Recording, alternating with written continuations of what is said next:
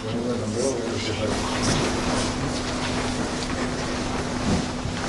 علیکم، بیٹھ جاؤ.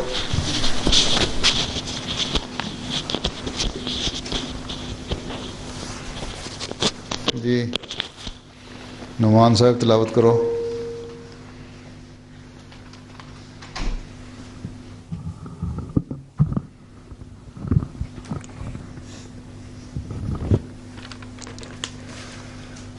اعوذ باللہ من الشیطان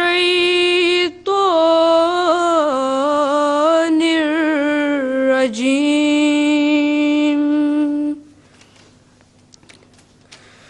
بسم اللہ الرحمن الرحیم.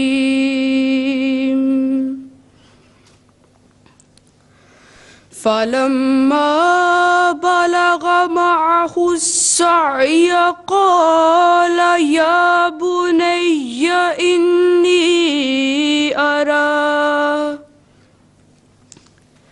إني أرى في المنام أني أذبحك فانظر ماذا ترى. قال يا أبت افعل ما تؤمر ستجدني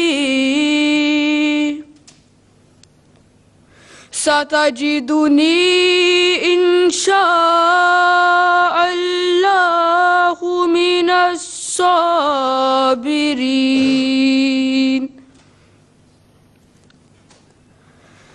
فلما أسلما وتله للجبين وناديناه أن يا إبراهيم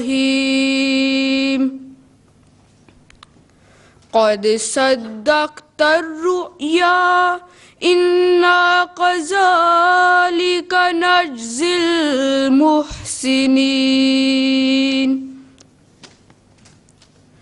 إن هذا لهو البلاء المبين. وفديناه بذبح عظيم. ترجمہ: میں پناہ مانگتا ہوں اللہ کی دھتکارے ہوئے شیطان سے، اللہ کے نام کے ساتھ جو بے انتہا رحم کرنے والا، بن مانگے دینے والا اور بار بار رحم کرنے والا ہے. پس جب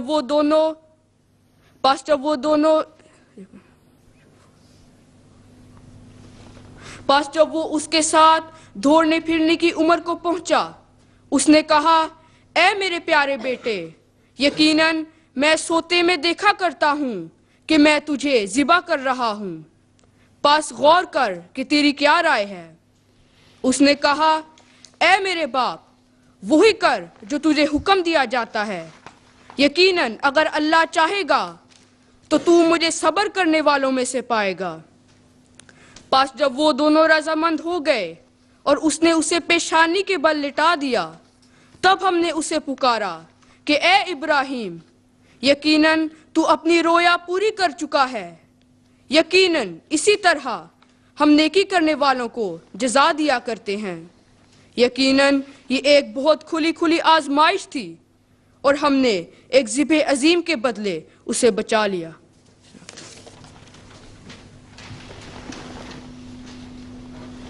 صباح الدین ہمایوں حدیث.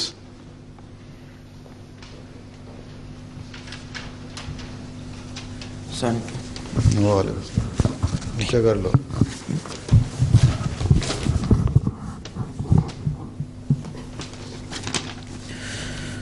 اللہم صلی علی محمد وعلی آل محمد کما صلیت علی ابراہیم وعلی آل ابراہیم انک حمید مجید. اللہم بارک علی محمد وعلی آل محمد کما بارکت علی ابراہیم وعلی آل ابراہیم انک حمید مجید.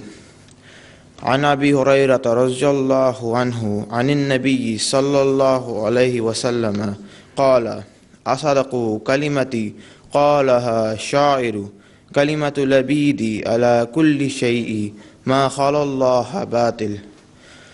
حدیث نبوی صلی اللہ علیہ وسلم کا ترجمہ۔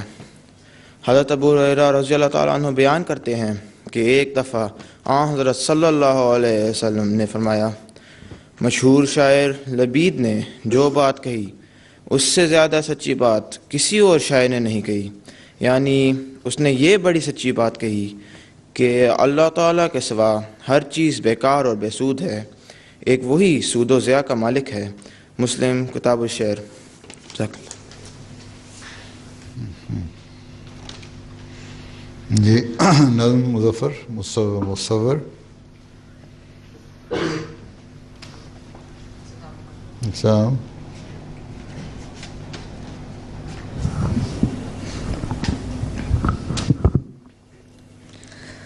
بشارت دی مسیحا کو خدا نے، تمہیں پہنچے گی رحمت کی نشانی۔ بشارت دی مسیحا کو خدا نے، تمہیں پہنچے گی رحمت کی نشانی۔ ملے گا ایک فرزند گرامی، ملے گا ایک فرزند گرامی، عطا ہوگی دلوں کو شادمانی، عطا ہوگی دلوں کو شادمانی۔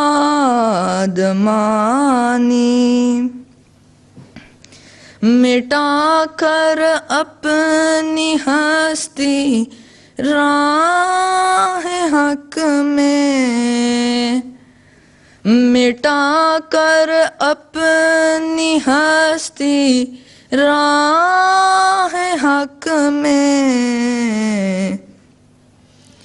جہاں کو اس نے بخشی زندگانی، جہاں کو اس نے بخشی زندگانی۔ رہی نصرت خدا کی شامل حال، رہی نصرت خدا کی شامل حال۔ گزاری زندگی با کامرانی، گزاری زندگی با کامرانی۔ وہ جس کے قلب و روح و تن مبارک، وہ جس کے قلب و روح و تن مبارک، مبارک آمدن رفتن مبارک، مبارک آمدن رفتن مبارک۔ بشارت دی مسیحا کو خدا نے، تمہیں پہنچے گی رحمت کی نشانی.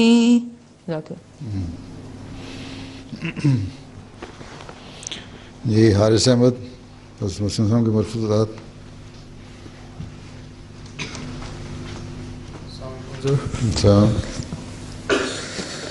ملفوظات حضرت اقدس مسیح موعود علیہ السلام. حضرت اقدس مسیح موعود علیہ السلام نے حضرت مرزا بشیر الدین محمود احمد رضی اللہ تعالیٰ عنہ کی ولادت باسعادت کے موقع پر ایک اشتہار شائع کروایا اور اس میں تحریر فرمایا: خدائے عز و جل نے جیسا کہ اشتہار 10 جولائی 1888 اور اشتہار 1 دسمبر 1888 میں مندرج ہے، اپنے لطف و کرم سے وعدہ دیا تھا کہ بشیر اول کی وفات کے بعد ایک دوسرا بشیر دیا جائے گا جس کا نام محمود بھی ہوگا، اور اس عاجز کو مخاطب کر کے فرمایا تھا کہ وہ اولو العزم ہوگا اور حسن و احسان میں تیرا نظیر ہوگا. وہ قادر ہے جس طور سے چاہتا ہے پیدا کرتا ہے.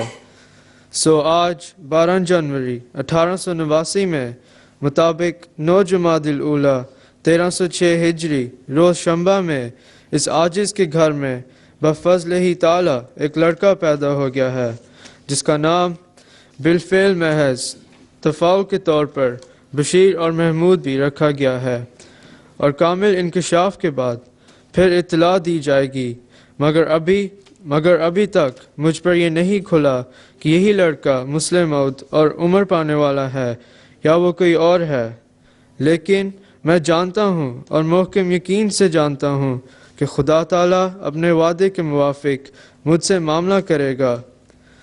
پس اگر حضرت باری جل شانہ کے ارادہ میں دیر سے مراد اسی قدر دیر ہے جو اس پسر کے پیدا ہونے میں جس کا نام بطور تفاعل بشیر الدین محمود رکھا گیا ہے ظہور میں آئی، تو تعجب نہیں کہ یہی لڑکا موعود لڑکا ہو.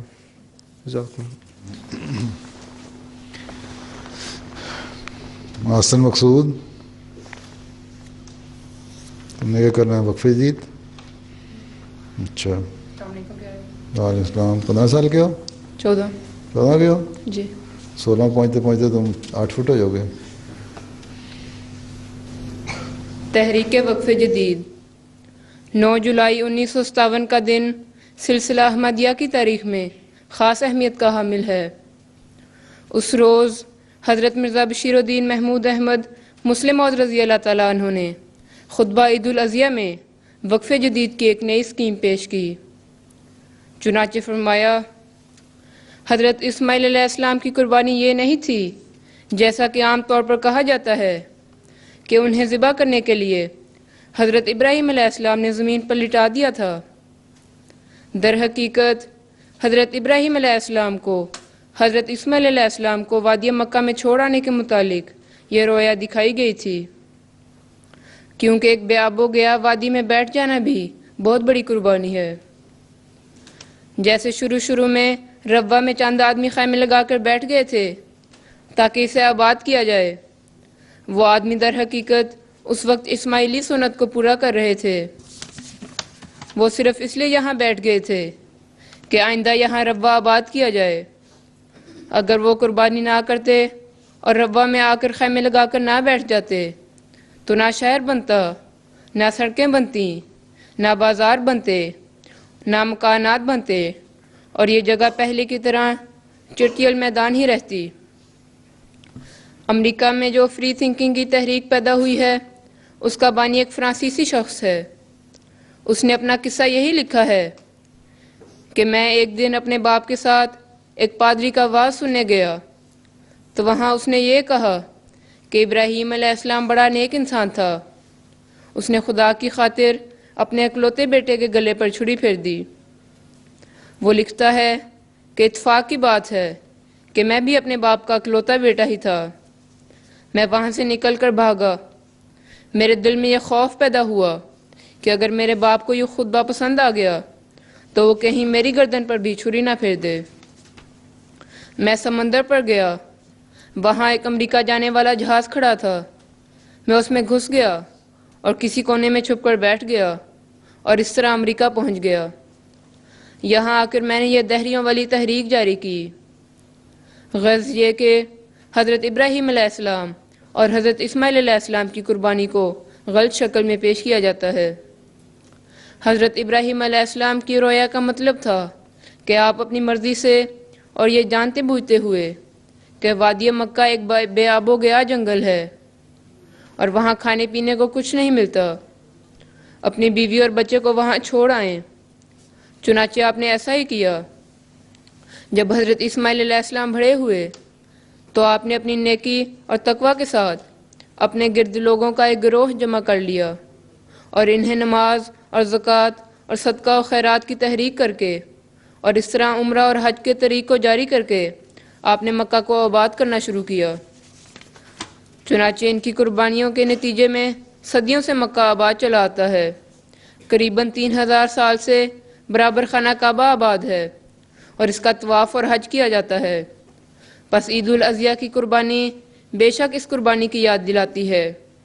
در حقیقت قربانیوں کی عید ہمیں اس طرف توجہ دلاتی ہے کہ ہم خدا کی خاطر اور اس کے بعد دین کے لیے جنگلوں میں جائیں اور وہاں جا کر خدا تعالیٰ کے نام کو بلند کریں اور لوگوں سے اس کے رسول کا کلمہ پڑھوائیں، جیسا کہ ہمارے صوفیہ کرام کرتے چلے آئے ہیں۔ خدا تعالیٰ کے فضل سے ہمارے نوجوان افریقہ کے جنگلات میں بھی کام کر رہے ہیں، مگر میرا خیال یہ ہے کہ اس ملک میں بھی اس طریق کو جاری کیا جا سکتا ہے۔ چنانچہ میں چاہتا ہوں کہ اگر کچھ نوجوان ایسے ہوں جن کے دلوں میں یہ خواہش پائی جاتی ہو کہ وہ حضرت خواجہ معین الدین چشتی رحمہ اللہ تعالیٰ اور حضرت شہاب الدین سہروردی رحمہ اللہ تعالیٰ کے نقش قدم پر چلیں، تو جس طرح جماعت کے نوجوان اپنی زندگیاں تحریک جدید کے ماتحت وقف کرتے ہیں، وہ اپنی زندگیاں براہ راست میرے سامنے وقف کریں تاکہ میں ان سے ایسے طریق پر کام لوں کہ وہ مسلمانوں کو تعلیم دینے کا کام کر سکیں۔ وہ مجھ سے ہدایتیں لیتے جائیں اور اس ملک میں کام کرتے جائیں۔ ہمارا ملک آبادی کے لحاظ سے ویران نہیں ہے، لیکن روحانیت کے لحاظ سے بہت ویران ہو چکا ہے، اور آج بھی اس میں چشتیوں کی ضرورت ہے، سہروردیوں کی ضرورت ہے اور نقش بندیوں کی ضرورت ہے۔ حقیقی طور پر تو نہیں، ہاں معنوی طور پر ربوہ اور قادیان کی محبت اپنے دل سے نکال دیں اور باہر جا کر نئے ربوے اور نئے قادیان بسائیں، تبلیغ بھی کریں اور لوگوں کو تعلیم بھی دیں، لوگوں کو قرآن کریم اور حدیث پڑھائیں اور اپنے شاگرد تیار کریں جو آگے اور جگہوں پر پھیل جائیں۔ اس طرح سارے ملک میں وہ زمانہ دوبارہ آ جائے گا جو پرانے صوفیہ کے زمانے میں تھا۔ یہ وہ مبارک تحریک تھی جو تحریک وقف جدید کے نام سے موسوم ہوئی۔ اس کے ذریعے پاکستان میں بھی قصبوں اور دیہاتوں تک اسلام احمدیت کا پیغام پہنچا اور آج تک پہنچ رہا ہے۔ جزاک اللہ۔ جی عدیل احمد صاحب نظم پڑھیں گے؟ تم شاہ ہو؟ لکھا نہیں ہوا شاہ، تمہارے بھائی کے نام کے ساتھ لکھا ہوتا ہے۔ کیا پڑھو؟ کلام حضرت مسلم موعود رضی اللہ عنہ۔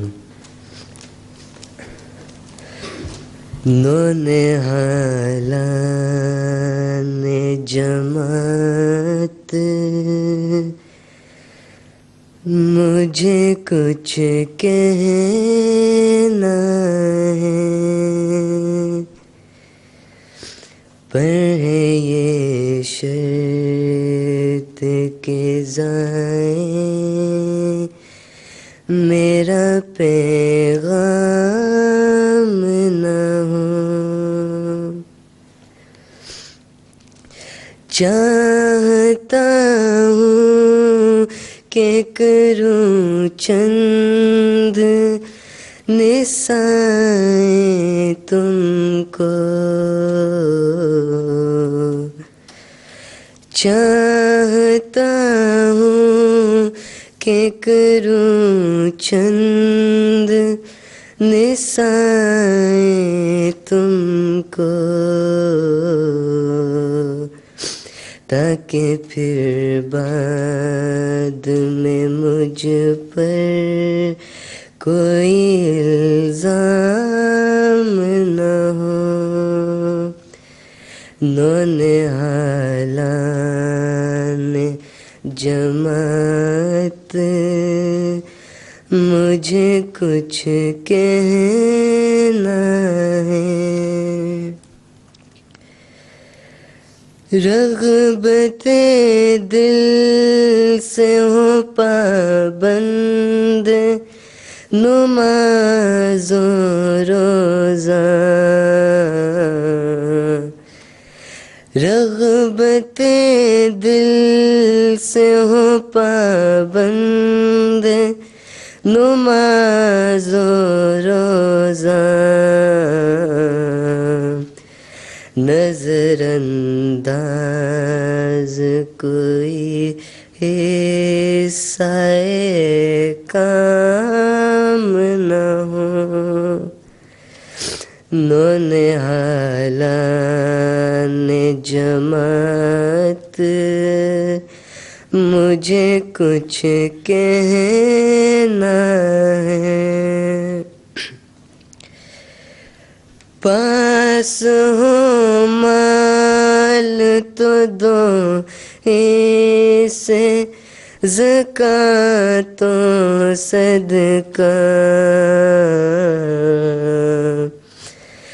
پاس ہو مال تو دو اسے زکوٰۃ و صدقہ،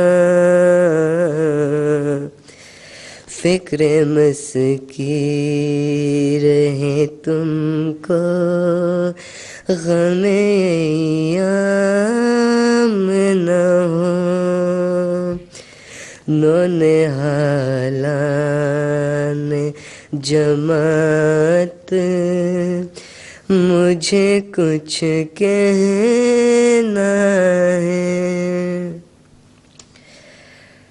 عادت ذکر بھی ڈالو کہ یہ ممکن ہی نہیں،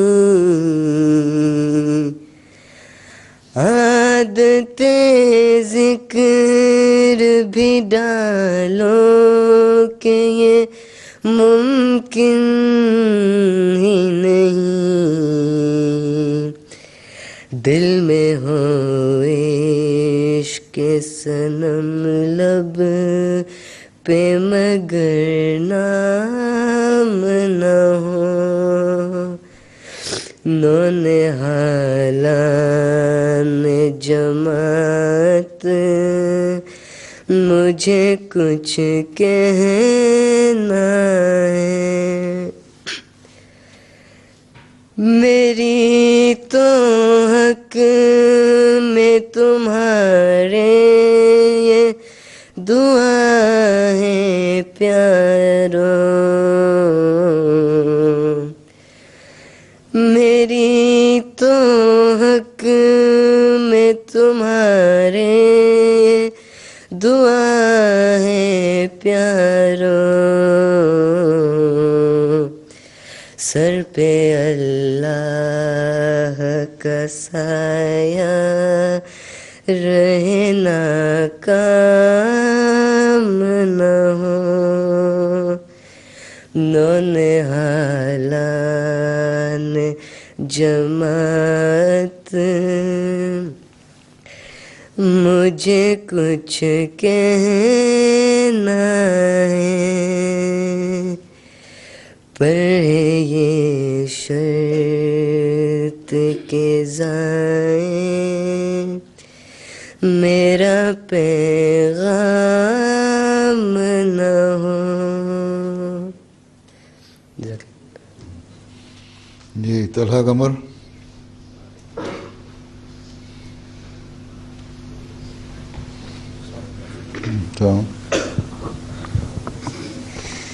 بسم اللہ الرحمن الرحیم۔ طریق وقف جدید اور احمدی بچے۔ طریق وقف جدید حضرت مسلم موعود رضی اللہ عنہ کی آخری باقاعدہ تحریک تھی، مگر حضرت مسیح موعود علیہ السلام کے اس غیر معمولی اور اوصاف کے مالک بیٹے اور مسلم موعود کے آدھی صدی پر پھیلے ہوئے دور خلافت کی تحریکات آغاز کی ہوں یا آخر کی ہوں، ان میں ہمیں خدا تعالیٰ کے ان الفاظ کا ظہور ملتا ہے کہ وہ سخت ذہین و فہیم ہوگا، اور یہ کہ وہ علوم ظاہری اور باطنی سے پر ہوگا، اور یہ کہ ہم اس میں اپنی روح پھونکیں گے۔ تحریک وقف جدید کے ذریعہ پاکستان اور ہندوستان کے گاؤں اور قصبوں تک اسلام احمدیت کا نور پہنچا، اور اللہ کے فضل سے آج تک خلفائے احمدیت کی رہنمائی اور ہدایات کی روشنی میں تحریک وقف جدید اس نور کو پہنچانے کا وسیلہ بن رہی ہے۔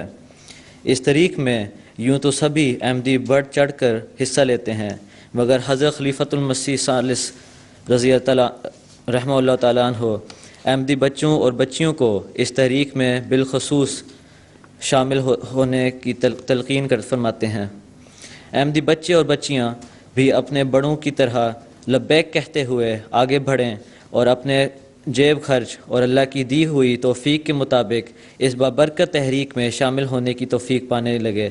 حضرت خلیفۃ المسیح الخامس ایدہ اللہ تعالیٰ بن نصر العزیز نے 12 جنوری 2007 کو اپنے خطبہ جمعہ میں وقف جدید کے نئے سال کا اعلان کرتے ہوئے بچوں کو اس طرف توجہ دلائی۔ حضور ایدہ اللہ تعالیٰ بن نصر العزیز نے فرمایا، وقف جدید کو جس طرح حضرت خلیفۃ المسیح الثالث رضی اللہ تعالیٰ عنہ نے پاکستان میں بچوں کے سپرد کیا تھا، میں بھی شاید پہلے کہہ چکا ہوں، نہیں تو اب اعلان کرتا ہوں کہ باہر کی دنیا بھی اپنے بچوں کے سپرد وقف جدید کی تحریک کریں اور اس کی ان کو عادت ڈالیں، تو بچوں کی بہت تعداد ہے جو انشاءاللہ تعالی بہت بڑے خرچ پورے کر لے گی، اور یہ کوئی بوجھ نہیں ہوگا جب آپ چھوٹی چھوٹی چیزوں میں سے بچت کرنے کی ان کو عادت ڈالیں گے، اسی طرح بڑے بھی کریں، اور اگر یہ ہو جائے تو ہندوستان کے اخراجات اور کچھ حد تک افریقہ کے اخراجات بھی پورے کیے جا سکتے ہیں۔ جزاک اللہ۔ بس پروگرام ختم ہو گیا تمہارا؟ تم پہلی دفعہ آئے ہو؟ ہاں، دوسری دفعہ آئے ہو؟ پہلے کہاں رہے ہو؟ میں پہلے جرمنی رہا تھا، پھر ادھر آیا ہوں۔ جرمنی رہے تھے؟ جی 2 سال ہو گئے ادھر۔ 2 سال یہاں آئے ہو گئے؟ جی۔ تم پرانے ہو؟ یہ چھوٹا؟ دوسری کلاس میں۔ دوسری دفعہ آئے ہو؟ کہاں سے؟ پہلے کہاں تھے؟ بچے تھے؟ نہیں 13 سال کے ہوں۔ میں 13 سال کا ہوں۔ پہلے کہاں تھے؟ دوسری دفعہ آئے ہو یہاں تو؟ کہیں اور رہتے تھے پہلے؟ نہیں۔ اچھا، ہاں جی، تم کیا فرماتے ہو؟ دو جی کیا فرماتے ہیں؟ یہ کسی اور میں پڑھتے ہو تم؟ میں یہ 7 میں پڑھتا ہوں۔ 7 میں پڑھتے ہو؟ جی۔ اچھا، ماشاء اللہ۔ تم 13 سال کے ہو 14 سال کے؟ 12 کے ہو؟ جی۔ ہوشیار ہو۔ جی فرماؤ۔ حضور خلیفۃ المسیح ثانی نے پاکستان کے بنانے میں کیسے حصہ لیا؟ کیا حصہ لیا تھا؟ کیسے؟ کیا کیسے؟ جی۔ جب پاکستان کی تحریک تھی اس وقت مسلمانوں کی جب مردم شماری ہو رہی تھی کہ مسلمان علاقے ایک طرف ہو جائیں گے، پاکستان میں شامل ہوں گے اور ان کی خاطر ووٹ دے مسلم لیگ کے لیے، اس وقت خلیفہ ثانی نے ساروں کو کہا تھا احمدیوں کو کہ خاص طور پہ شامل ہو اور اس تحریک میں حصہ لو، اپنے آپ کو مسلم لیگ میں شامل کر کے مسلمانوں پاکستان کے حق میں اپنی رائے دو۔ اور اس کے علاوہ بھی جب قادیان پہلے جو تھا مسلم اکثریت کا علاقہ تھا قادیان کا، اور ساتھ والا ضلع اور تحصیل سارا، وہ اس کو ہندوؤں کی کوشش تھی یا انگریز بھی ملی بھگت تھی جو اس وقت گورنر جنرل تھا کہ یہ ہندوستان میں شامل ہو جائے، لیکن پھر راتوں رات، اور پھر انہوں نے کچھ کہا کہ مردم شماری ہو، سینسس کروایا جائے، پتہ لگے کہ مسلم آبادی ہے کہ نہیں۔ تو اس مسلم موعود نے حضرت مسیح ثالث کو کہا، اور انہوں نے بڑی محنت سے خدام کے ذریعے سے اور یہ سے جماعتوں کے ذریعے سے راتوں رات ایسی انفارمیشن اکٹھی کی اور حکومت کو پیش کر دی، جس سے پتہ لگتا تھا کہ یہ علاقے بھی مسلم اکثریت کے ہیں. لیکن بہرحال کیونکہ انہوں نے پہلے فیصلہ کر لیا تھا کہ قادیان اور دوسرا علاقہ ہندوستان میں شامل کرنا، اس لیے شامل نہیں ہوا. لیکن کوشش بہرحال پوری طرح کی گئی کہ پاکستان کے جتنے مسلم اکثریت کے علاقے ہیں وہ ثابت کیا جائے کہ یہاں مسلم اکثریت ہے اور یہ حصے پاکستان میں شامل ہونے چاہیے. پھر مسلمانوں کو آرگنائز کرنے میں قائد اعظم تو ایک وقت آیا تھا جب مایوس ہو کے چلے گئے تھے کہ مسلمان اکٹھے نہیں ہو سکتے ہیں، لڑتے ہی رہیں گے آپس میں، کوئی نہ کوئی تنظیم بنتی رہتی ہے. اور مولوی نے ہمیشہ سے کردار ادا کیا، احرار نے اور دوسروں نے. بلکہ اب جماعت اسلامی بڑی ہمدرد اور وفادار اور قوم کا پاکستان کے لیے اپنی قربانیاں پیش کرنے کہتی ہے. ان کا بھی یہی تھا کہ پاکستان نہ بنے. اس وقت قائد اعظم یہاں آ گئے تھے، بہت بڑے وکیل تھے. اس وقت یہاں جو مشنری تھے ہمارے مبلغ انچارج مولانا درد صاحب ہی تھے نا، عبدالرحیم صاحب درد نام تھا ان کا. ان کو خلیفہ ثانی نے کہا، انہوں نے قائل کیا قائد اعظم کو. پھر وہ واپس گئے، وہاں جا کے انہوں نے آرگنائز کیا مسلمانوں کو. تو اس طرح پھر پاکستان جب انہوں نے دیکھا کہ آپس میں اکٹھا رہنا مشکل ہو گیا ہندوؤں اور مسلمانوں کا، اور جو زیادہ سہولتیں انگریزوں کا رجحان بھی اس طرف ہے، تو انہوں نے علیحدہ ملک کا پھر مطالبہ پیش کیا. تو یہ بھی اس کی عظم ثانی کا کام ہے کہ اس قائد اعظم کو واپس محمد علی جناح کو پاکستان نہ ہندوستان واپس بلوایا. پھر انہوں نے آرگنائز کیا، پھر وہ ملک وجود میں آیا. تو بہت لحاظ سے کیا ہوا ہے کردار ادا. احمدیوں نے بڑا رول ادا کیا ہے ہر جگہ پہ. بلکہ لاہور میں جو حکومت تھی اس وقت سردار سکندر آزاد تھے، یہ حکومت تھی ہے نا. اس وقت ان کا بھی اختلاف تھا. اب خیال تھا کہ شاید ووٹ نہ ملے اس حق میں پاکستان کے، ان کو بھی قائل کروایا ہیں. تو یہ لمبی تاریخ ہے ایک، اشارے میں تمہیں بتا دیے تھوڑے تھوڑے. تو اس طرح بہت کردار ادا کیا پاکستان بننے میں. آج کہتے ہیں پاکستانی کے احمدیوں نے کوئی کردار نہیں ادا کیا. اور پھر چوہدری ظفر اللہ خان صاحب نے جو سارا معاملہ کو کہا کہ قائد اعظم کا ساتھ دیں، اور قائد اعظم کے بڑے قریبی تھے وہ، اسی لیے ان کو پہلے جو وزیر خارجہ تھے فارن منسٹر چوہدری ظفر اللہ خان کو بنایا تھا قائد اعظم نے.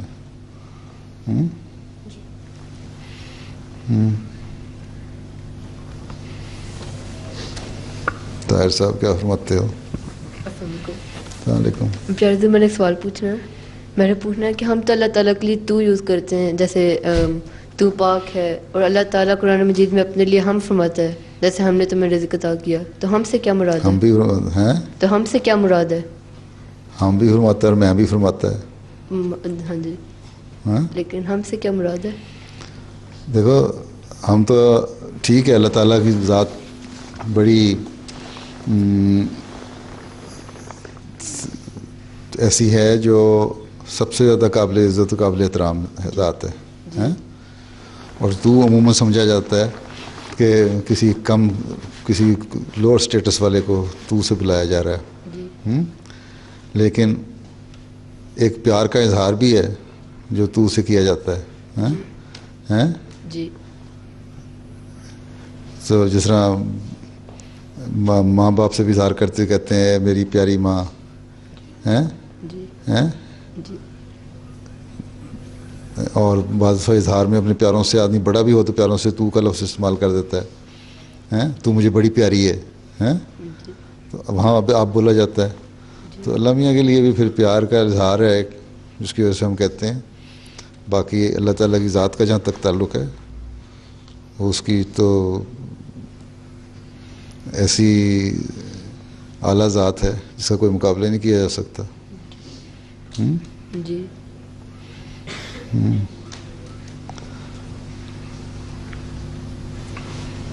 میں سوال پوچھنا تھا. بیٹھ کے سوال پوچھ لو, سارے بیٹھ کے پوچھ رہے ہیں. اچھا. دانیال صاحب چلو کھڑے ہو گئے تو پھر کھڑے رہتے ہو شک. چلو خیر پوچھو. میں پوچھنا تھا کہ یہ مسلم ڈے سب سے پہلے کس نے کیا تھا؟ کیا مسلم ڈے جو ہوتا ہے, یوم مسلم ڈے, تو سب سے پہلے کس نے منایا تھا؟ کس نے منایا تھا؟ جماعت نے منایا ہوگا. اور کیا کب منایا تھا؟ وہ 1944 میں جب آپ نے اعلان کیا تھا اس وقت سے تو بہرحال باقاعدہ بنایا جا رہا ہے. اس سے پہلے مجھے اس وقت مستحضر نہیں ہے ذہن میں. دیکھو ذرا 44 میں حضرت مسلم موعود نے تو اعلان کیا تھا نا کہ میں ہی مسلم موعود ہوں. اس وقت سے تو بہرحال ہے. اس سے پہلے پیش گوئی کے طور پر بنائی جاتی تھی کہ نہیں, مجھے ذہن نہیں ہے آ رہا, میں پتہ کروا کے بتاتا ہوں. ہاں جی ایک اور بھی یہ سوال کہ جہاں قرآن مجید میں لکھا ہوتا ہے سجدہ کرنا ہے, تو جب نماز میں وہی آیت پڑھ رہے ہوں تو سجدہ کر کے دوبارہ اوپر ہو کے دوبارہ. جی جب آیت قرآن شریف میں تم پڑھ رہے ہو اور جہاں ایسا جگہ آ گئی جہاں سجدہ لکھا ہوا آتا ہے تو تم تلاوت میں وہیں روک کے پہلے سجدہ کرو, پھر کھڑے ہو کے پھر کنٹینیو کر دو تلاوت سے, پھر دوبارہ رکوع میں جاؤ اور پھر اسی طرح باقی نماز پڑھو. تو بشیر صاحب کیا فرماتے ہیں؟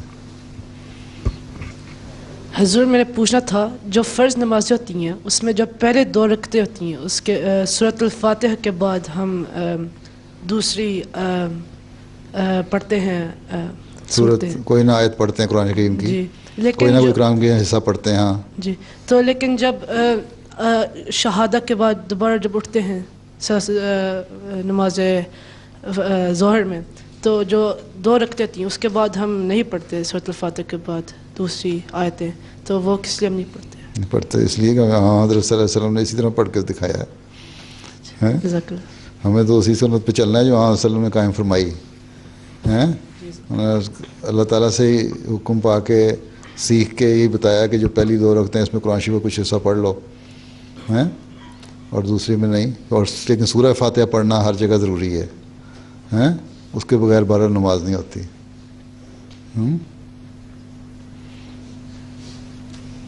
نوید صاحب کو دو.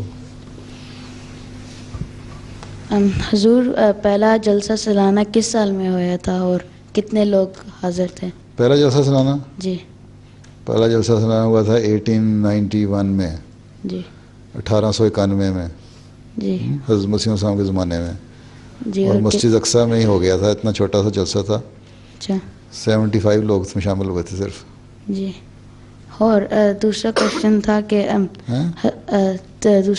تھا کہ حضرت مسیح موعود علیہ السلام نے جلسہ کیوں شروع کیا تھا؟ اللہ تعالیٰ نے کے حکم سے اللہ شروع کیا تھا تاکہ جماعت کے لوگوں کو اکٹھا کریں. ہر ایک کا حضرت مسیح علیہ السلام کا زمانہ تھا, ہم نبی تھے نا, نبی کی صحبت میں ان کے قریب رہنے میں سے آدمی کو روحانیت میں بھی ترقی ہوتی ہے اور دینی علم میں بھی ترقی ہوتی ہے اور بہت سارے مسائل بھی پوچھ لیتا ہے انسان. تو ہر ایک کے لیے آنا مشکل ہوتا ہے ہر وقت. بعض لوگ نہیں آ سکتے تھے یا بعض دفعہ ایسے ماحول ہوتا ہے کہ ہر اس قسم کی باتیں نہیں ہو رہی ہوتی. تو اللہ تعالیٰ اس نے حضرت کو کے دل میں یہ ڈالا تھا کہ جلسے کا انعقاد کریں 3 دن کے لیے جی. اور اس 3 دن میں لوگ سارے جمع ہوں, وہاں دین کی باتیں ہوں, حضرت مسلم کی تقریریں ہوں, سوال جواب بھی ہوتے ہیں ہوں, کسی نے کچھ پوچھنا ہو تو پوچھے ہیں جی. اور خالص دینی ماحول ہو, اس میں گزاریں 3 دن لوگ. اس کے لیے آپ نے فرمایا کہ دیکھو بڑا مشکل ہوتی ہے ہر ایک کا آنا, تو تم لوگ سال میں 1 دفعہ 3 دن کے لیے ضرور آؤ.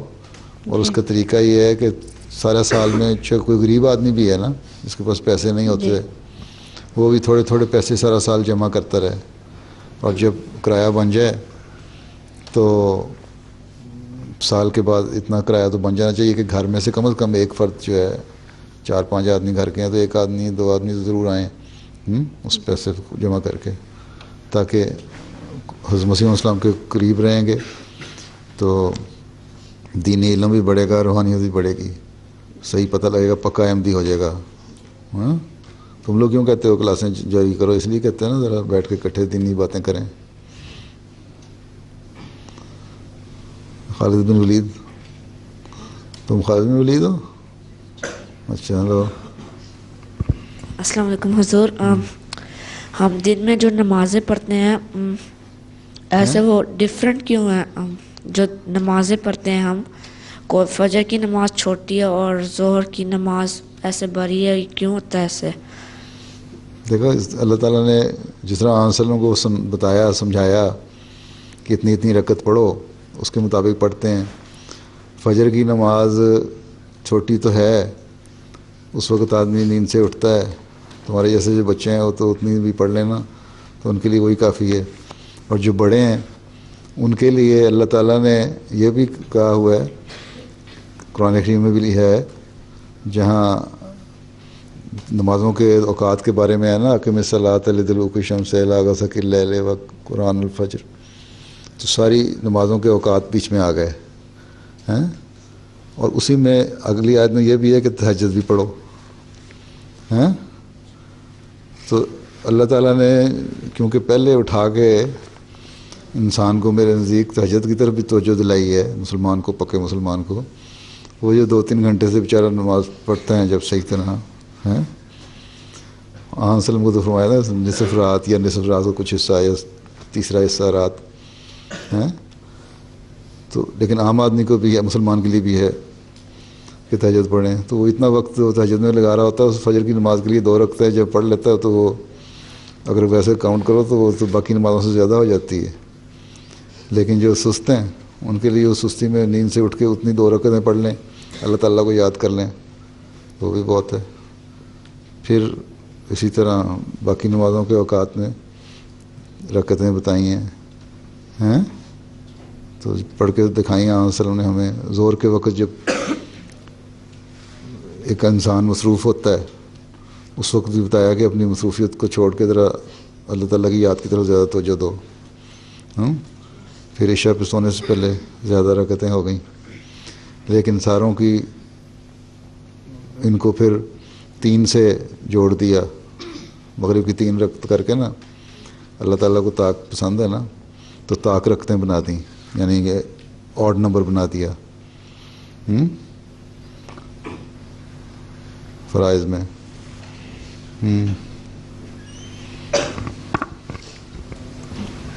حضور میں نے پوچھنا تھا کہ جب ہم فجر مغرب و عشاء کی نماز پڑھتے ہیں تو پہلی 2 رکعتیں میں صرف فاتحہ جب ہم اونچی پڑھتے ہیں، فجر مغرب اور عشاء کی جب نماز پڑھتے ہیں تو اونچی چاہے بلجہر پڑھتے ہیں اور ہاں جی، تو ظہر باقی اثر میں خاموش کیوں نہیں پڑھتے ہیں. ایک تو وہی بات جس طرح ہمیں پڑھ کے دکھائی گئی ہے. دوسری یہ دیکھا اس میں اس وقت میں ہم خاموشی، دنیا میں ایک شور ہو رہا ہوتا ہے اس وقت ہم خاموشی سے ذرا نماز پڑھتے ہیں تو جو قائم رکھتے ہیں اپنی. گو کے شور کے مقابلے میں شور ہونا چاہیے، لیکن اس وقت ایسی صورتحال ہوتی ہے، اس خاموشی کو انسان پسند کر رہا ہوتا ہے دوپہر کے وقت میں. تو اس وقت زیادہ ایک درد پیدا ہو رہا ہوتا ہے. کافی ہے تمہارے لیے اتنا ہی. جسجیل. السلام علیکم حضور. میرا سوال یہ ہے، جو لاہوری احمدی ہیں تو وہ احمدیوں کے جلسوں پہ آتے ہیں یا ان کی مسجد؟ نہیں آتے، ان کو کیا ضرورت ہے آنے کی؟ ان تو مخالفت تھی ان کی، یہی تو تھی کہ خلافت کے ساتھ تعلق نہیں تھا ان کا.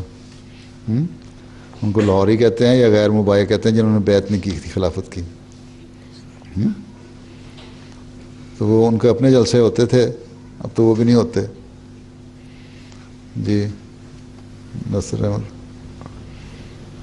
حضور میرا سوال یہ ہے کہ آپ کی لائف میں سب سے بڑی اچیومنٹ کون سی ہے؟ ابھی تک تو کچھ نظر نہیں آئی مجھے.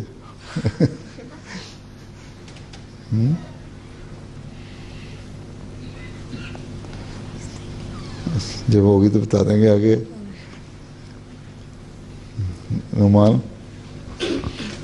حضور میں نے پوچھنا تھا کہ جن لوگوں نے جامعہ جانا ہے تو ان کو GCSE میں کون سے سبجیکٹ چوز کرنے چاہیے؟ جو مرضی کر لو، جامعہ ہی جانا ہے نا. جامعہ میں جا کے تو تم نے اس میں سے کوئی سبجیکٹ بھی نہیں پڑھایا جانا. صرف یہ ہے کہ تمہارا دماغ روشن ہونا چاہیے. اگر سائنس سبجیکٹ پڑھ لو گے تو سائنس کے بارے میں کچھ علم ہو جائے گا. تم قرآن شریف کی جب پڑھو گے, تحقیق کرو گے, تفسیر پڑھو گے تو تمہیں سائنس کے بارے میں علم ہوگا, زیادہ آسانی سے کر سکتے ہو.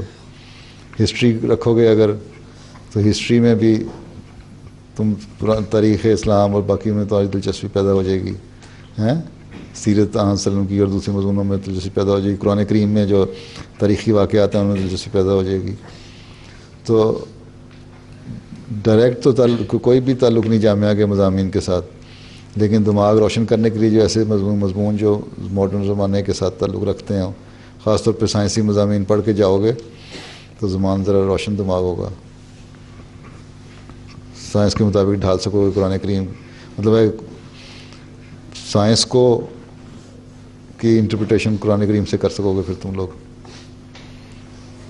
ہاں جی ہمایوں صاحب.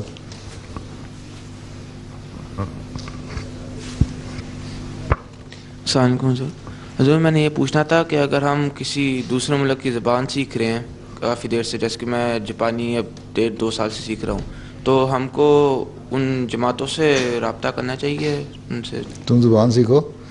جب تم کہیں یونیورسٹی جاؤ گے اور صرف لینگویج کر رہے ہوگے, اسپیشلائز کر رہے ہوگے, تو پھر کہیں یونیورسٹی میں جا کے پڑھنا یہاں نہیں سکھایا جاتا تو وہاں بھیجا جا سکتا ہے, ملک میں جا کے سیکھ لو. فی الحال تم نے کیا کرنا جاپان سے رابطہ؟ میرا ارادہ تھا کہ میں اب گرمیوں کی چھٹیوں میں جاپان جاؤ, پھر تم تبشیر سے رابطہ کرنا کہ وقف عارضی کرو, پھر وہاں جاؤ, جماعت کے ساتھ رہو. جی ویس احمد. میں نے پوچھنا تھا کہ وقف عارضی کا کتنا ہوتا ہے منیمم ٹائم؟ وقف عارضی کرنے کے لیے کتنا ہوتا ہے منیمم ٹائم؟ نا کم از کم 2 ہفتے تو ہونا چاہیے. 1944 سے بعد ہی شروع ہوا ہے نا. اور حضور پوچھنا تھا کہ جو وقف عارضی ہے یہ کسی اور ملک میں ہوتا ہے یا یہاں پہ؟ یہاں بھی ہو سکتا ہے, تم جہاں کرنا چاہو. اگر یہاں کرنا چاہو گے تو اپنے صدر جماعت کے ذریعے سے امیر صاحب کو اطلاع کر کے کسی کروا سکتے ہو ارینج, اور کسی ملک میں جانا ہو تو وکالت تبشیر سے رابطہ کر سکتے ہو. تم نے کر لیا آگے. ہاں جی السلام علیکم حضور. تو میں نے پوچھنا تھا کہ میرا ایک دوست ہے اسکول میں سمالیان دوست تھا, اس کے ساتھ میری آرگیومنٹ ہو رہی تھی, مطلب احمدیت اور غیر احمدیت حضرت عیسیٰ علیہ السلام کے بارے میں. اچھا. تو وہ کہہ رہا تھا جب حضرت عیسیٰ علیہ السلام آئیں گے تو کوئی دجال کے بارے میں بتا رہا تھا کہ کوئی بہت بڑا دجال ایسے باہر آئے گا اور یہ اس کو وہ آگے قتل کرے گا, یہ کرے گا. تو میں نے اس کو بتایا کہ یہ نشانیاں ساری پوری ہو گئی ہیں, اور ایک اور میرا دوست وہ بھی ادھر بیٹھے ہیں, ہم دونوں نے اس کو بتایا. اچھا. تو وہ پھر کہہ رہا تھا کہ نہیں, قرآن میں بھی لکھا ہے کہ حضرت عیسیٰ علیہ السلام کو کہ وہ کہ فوت نہیں ہوئے ہیں, مطلب اللہ نے ان کو رائز اپ کر لیا. اچھا. ہاں جی وہ یہ کہہ رہا تھا. کہاں لکھا ہے وہ قرآن شریف میں کہاں لکھا ہے؟ دکھاؤ نا مجھے. مانگو نا اس سے, پھر تم قرآن شریف کی آیتیں دکھاؤ. جی وہ ٹرانسلیشن لے کے آیا تھا, ویسے دیکھی تھی, میں اس کو آنسر دیا. ہاں وہ لوگ اپنا کرنے کے لیے جس کو انگلش ٹرانسلیشن میں وہ ریز ٹو ہیون کہتے ہیں, ہم ایگزارٹیڈ کہتے ہیں, تو وہ کہتے ہیں تم نے غلط مطلب کر لیا. تو اصل چیز ہے کہ عربی سے دیکھو پھر کہ عربی کے کیا معنی ہیں. قرآن کریم میں اور جگہ جہاں رفع کا لفظ استعمال ہوا ہے تو وہاں کیوں نہیں پھر آسمان پہ جانے کو کہتے ہیں؟ دجال تو آیا ہوا ہے, دجال نے سب کچھ کیا ہوا ہے, عیسائیت کی چل رہی ہے, دجالیت ہی چل رہی ہے نا. جی وہ سمجھتے ہیں کہ دجال کوئی بہت بڑا کوئی, ہاں وہ تو سمجھتے ہیں, تبھی تو غلط فہمی ہوتی ہے ان کی. میں نے اس کے بارے میں ان کو لا کے اپنے کسی بڑا لڑکا تمہاری عمر کا ہی ہے, میری عمر کا دوست ہے, تو بس پھر اس کو دلیلیں دو. قرآن شریف کی 30 آیتیں حضرت مسیح نے لکھا ہے, 30 آیتیں ثابت کرتی ہیں کہ حضرت عیسیٰ فوت ہو گئے. ہاں جی. اور پھر کتاب میں لکھا بھی ہوا ہے. ہاں جی میں پڑھ رہا ہوں, بک بھی پڑھ رہا ہوں, مسیح ہندوستان صحیح بیان بھی کی ہوئی ہیں 30 آیتیں. ہاں جی. ہاں جو میرا سوال ہے, میں نے پوچھا تھا کہ پہلی بیعت کے بعد خلیفہ کون سے خلیفہ کے زمانے میں غیر احمدی بننا شروع ہوئے تھے؟ کون سے خلیفہ کے زمانے میں غیر احمدی بننا شروع ہوئے تھے؟ غیر احمدی بنے تھے خلیفہ کے زمانے میں؟ نہیں, پہلی بیعت کے بعد. پہلی بیعت کی پہلی بات تو وہاں ہوئی تھی, حضرت مسیح علیہ السلام نے کی تھی. جی جو وہ بیعت ہوئی ہے اس وقت پہلی جو بیعت تھی خلیفہ اول کا نام نے رکھا تھا سب سے پہلے ہیں. اس کے بعد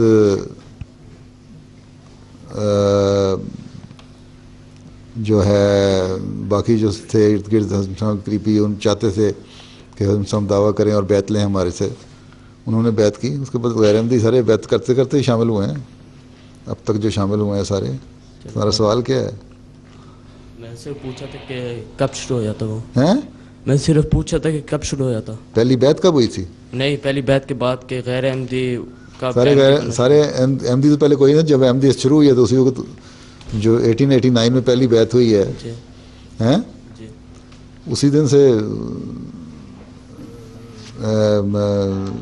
غیر احمدی بننے شروع ہو گئے تھے. یا تمہارا سوال کلیئر نہیں ہے؟ میرا جواب کلیئر نہیں ہے؟ تم چاہتے کیا؟ مجھے سمجھ نہیں آئی. ٹھیک سمجھ آئی کچھ کہ نہیں؟ کچھ اور چاہتے ہو تم؟ نہیں، یہی تھا. ہیں؟ یہی تھا. اچھا ہاں جی. بشر تم تو کر چکے ہو. ہیں؟ کر چکے ہو نا ایک دفعہ. اس سوال کو دو پیچھے اس کو دے دو. منصور کیا عمر منصور. السلام علیکم حضور. میرا سوال ہے کہ قرآن مجید میں ہے کہ اللہ تعالیٰ نے فرشتوں کو کہا کہ حضرت آدم علیہ السلام پہ سجدہ کریں تو ابلیس نے سجدہ نہیں کیا. تو کیا پھر ابلیس بھی پہلے فرشتہ تھا؟ ابلیس فرشتہ نہیں تھا. ابلیس شیطان ہی تھا. مطلب ہے کہ اس نے انکار کرنا تھا. جب اللہ تعالیٰ کسی کو بھیجتا ہے نبی کو کوئی روحانیت پیدا کرنے لگتا ہے نا اس وقت حکم دیتا ہے ایک فرشتے کو اور وہ سارا جو ماحول ہوتا ہے فرشتوں کا ہزاروں فرشتے ہیں اور اس سارے ماحول میں یہ ہوتا ہے کہ اس کی اطاعت کرنی ہے. وہاں اچھے اور برے سب لوگ شامل ہوتے ہیں. سب کو حکم ہوتا ہے کہ اطاعت کرنی ہے. جو اچھے لوگ ہوتے ہیں وہ اس اطاعت میں آ جاتے ہیں. جو برے ہوتے ہیں وہ انکار کر دیتے ہیں. مختصر بتا رہا ہوں تمہارے لیے تاکہ سمجھ آ جائے. اور ان بروں میں وہ ابلیس شامل تھا جس نے کہا کہ اعلان تو کر دیا اللہ تعالیٰ نے کہ سجدہ کرو لیکن میں کیوں کروں کیونکہ اللہ تعالیٰ نے مجھے آگ سے پیدا کیا گیا. میری فطرت میں ایسی چیز رکھی ہے کہ جلانے والی انکار کرنے والی ہے. انسان کو اللہ تعالیٰ نے مٹی سے بنایا ہے. اس کو دونوں طرح کی فطرتیں دی ہیں اور میری فطرت اور بالکل اس سے. اور فرشتہ جو ہے نیک آدمی جو ہے ان کی فطرت میں یہی ہے کہ پوری سبمیشن ہونی چاہیے اطاعت ہیں. تو جو اطاعت گزار ہیں وہ اللہ تعالیٰ کے اس جو حکم چلتا ہے اس وقت جبرائیل کے ذریعے سے یا جس فرشتے کے ذریعے سے باقی جگہوں پہ حکم دیتا ہے وہ اس کی اطاعت کرتے ہیں. جو انکار کرنے والے ہوتے ہیں وہ ابلیس کے پیچھے چلنے والے وہ انکاری ہو جاتے ہیں. اس کا مطلب یہ نہیں کہ ابلیس بھی فرشتہ تھا. یہ ایک مثال ہے کہ ایک تمثیلی رنگ بیان بھی ہوا اس میں کہ نیک لوگ اطاعت کی طرف آ جاتے ہیں بد لوگ انکار کی طرف آ جاتے ہیں. اس لیے قرآن شریف میں جہاں بھی لیکن انکار ہے نا نبیوں کا تکبر کی بات آتی ہے اس وقت ابلیس کا ہی ذکر آتا ہے. اور پھر جب مقابلے میں کھڑا ہوتا ہے لوگوں کو ورگلاتا ہے تو وہاں شیطان کا لفظ آ جاتا ہے. سمجھ آئی؟ وہی ابلیس جو ہے شیطان بن جاتا ہے. پہلے ایک علیحدہ چیز ہوتی ہے پھر وہ شیطان کی صورت میں آ جاتا ہے. سمجھ آ گئی؟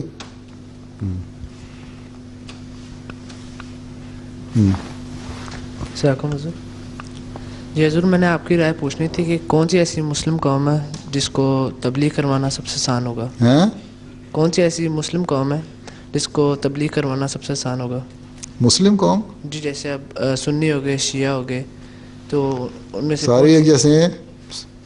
آپ کی جو سختی میں اللہ میاں نے اللہ تعالیٰ کہتا ہے کہ ہدایت دینا میرا کام ہے. جی جب اللہ تعالیٰ نے کسی کو ہدایت دینی ہو چاہے وہ مسلم ہو سنی ہو شیعہ ہو یا کسی اور آگے ان کی سب سیکٹس ہیں جتنی بنتی چلی جاتی ہیں پھر وہ ہوں یا عیسائی ہو یا یہودی ہو تو جب تم پیغام پہنچاؤ گے تو وہ جس کے لیے اللہ تعالیٰ نے مقدر کیا ہے اس کو ہدایت ملے، وہ ہدایت مل جاتی ہے اس کو.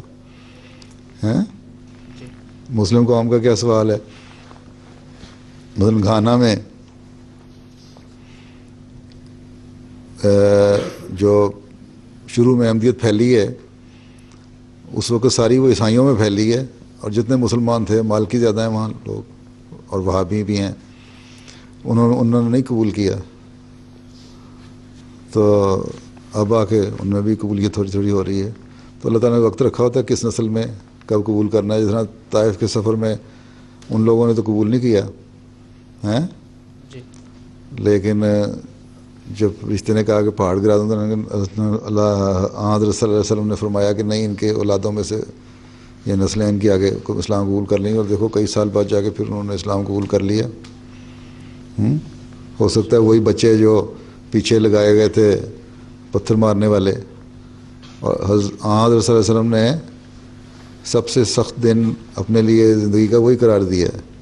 حالانکہ جنگ عذاب میں زخمی بھی ہوئے تھے، نہ عہد میں زخمی بھی ہوئے تھے بڑے، لیکن اس دن کو اتنا شدید نہیں قرار دیا اپنے لیے جتنا اس سفر کو دیا اس دن کو. تو بعد میں وہی بچے جو تھے یا جوان جو پتھر مارنے والے انہیں میں سے مسلمان بھی ہو گئے ہوں گے. تو اللہ تعالیٰ نے پھیرنا ہوتا ہے. باقی کسی کو کوئی بات جب کلک کر جائے، کوئی دلیل سامنے آ جائے تو ہو جاتا ہے. تعلیم تو باقی جہاں تک سوال ہے فقہ کا، جو ایک مختلف قسم کے اسکول آف تھاٹ ہے نا اسلام کے، جس کی وجہ سے سیکٹس بن گئی ہیں، تو اس میں جو احمدی ہیں حضرت کا جو فقہ ہے وہ زیادہ تر حنفیہ ہے، سنیوں کے قریب ہے. بس ایک تم نے نہیں کیا تھا، تم نے پہلے سوال نہیں کیا تھا؟ چلو کر لو ایک، بس وقت ہو گیا نماز کا. ہاں میرا سوال تھا کہ ہم مسیح موعود کو نبی مانتے ہیں جی، لیکن باقی جو غیر احمدی ہیں وہ کہتے ہیں کہ بلکہ مسلمان وہ کہتے ہیں کہ حضرت محمد صلی اللہ علیہ وسلم آخری نبی تھے. تو اس میں میری کنفیوژن تھی کہ کیا کنفیوژن تھی؟ ہاں حضرت عائشہ سے کسی نے پوچھا تھا، سوال کیا تو حضرت عائشہ نے فرمایا یہ تو کہو کہ حضرت صلی اللہ علیہ وسلم خاتم النبیین ہیں، جی حضور، لیکن یہ نہ کہو کہ آپ کے بعد کوئی نبی نہیں آئے گا. خاتم النبیین کا مطلب یہ ہے کہ آپ پہ آ کے شریعت ختم ہو گئی. جی حضور، قرآن کریم نے بھی یہی کہا ہے نا، دین کامل ہو گیا اور تمہاری نعمت جو ہے وہ پوری بھی ہو گئی، یہ جو نعمت ملنی تھی. تو شریعت کامل ہو گئی حضرت صلی اللہ علیہ وسلم پہ. اب کوئی شریعت لے کے نبی نہیں آ سکتا، قرآن کے بعد کوئی نئی کتاب نہیں آ سکتی، لیکن آپ کی پیروی میں نبی آ سکتے ہیں. اور آپ کی پیشگوئی کے مطابق ہی 14ویں صدی میں آنا تھا نا مسیح موعود نے اور مہدی موعود نے. تو جو حضرت عیسیٰ کو جو اتار کے لے کے آئیں گے زمین پہ جب بھی، وہ بھی تو نبی ہوں گے، ان کو اللہ تعالیٰ نے نبی بنایا تھا نا. تو جب آئیں گے وہ نبی نہیں ہوں گے، یا ان کا وہ جو رتبہ تھا یا اسٹیٹس تھا جو اللہ تعالیٰ نے ان کو پہلے نبوت کا دیا تھا وہ چھین لیں گے یہ لوگ آتے ہی. یا کسی کے اوپر اللہ تعالیٰ الہام کرے گا کہ اب یہ نیچے اتر رہے ہیں تو یہ نبی نہیں ہوں گے، تو کس طرح پھر وہ کریں گے اصلاح؟ ٹھیک ہے. تو جو بھی مسیح موعود آنا تھا اس نے نبی ہو کر ہی آنا تھا، لیکن اسی شریعت کی پیروی کرنی تھی جو صلی اللہ علیہ وسلم آئے کہ نئی شریعت نہیں ہوگی.